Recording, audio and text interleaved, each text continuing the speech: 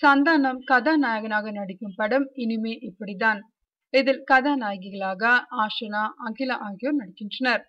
முருகன், ஆனந்த் ஆகியோர் இயக்குகின்றனர். இந்த படத்தை சந்தானமே தயாரிக்கிறார். இதன் படப்பிடிப்பு முடிவடைந்து விரைவில் ரிலீஸ் ஆக இருக்கிறதா. இப்படம் குறித்து சந்தானம் கூறியிருப்பதாவது: இனிமே இப்படிதான் படத்தை முதல் தடவை நானே தயாரித்து ரிலீஸும் செய்கிறேன். படங்கள் எடுப்பது ஈஸி, ரிலீஸ் செய்வதுதான் கஷ்டம். படத்தின் பெயரை பதிவு செய்தல் இருந்து அதை தியேட்டருக்கு கொண்டு வரும் வரை நிறைய கஷ்டப்பட வேண்டியுள்ளதா.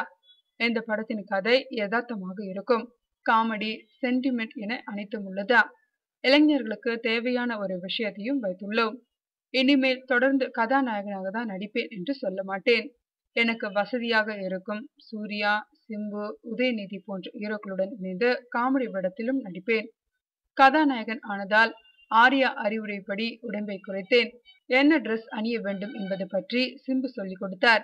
இனிமே இப்படித்தான் படத்தில் நான் நேரடியாக பார்த்த சில விஷயங்கள், நண்பர்களின் காதல் சமாச்சாரங்கள், வசனம் போன்றவற்றை அப்படியே வைத்துள்ளேன். நடனம் கற்று ஆடவும் செய்துள்ளேன். நல்ல படமாக வந்துள்ளதா.